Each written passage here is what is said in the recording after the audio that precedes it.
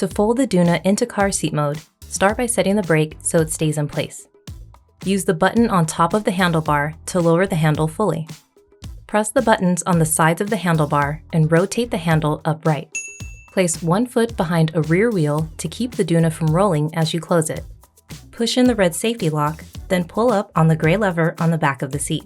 Lower the seat down toward your feet as the wheels tuck in and click closed.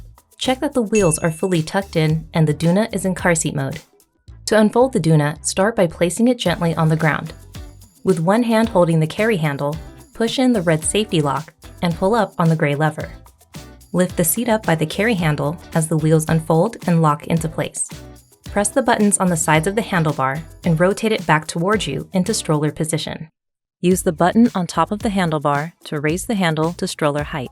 Once the wheels are locked and the handle is set, you're ready to stroll.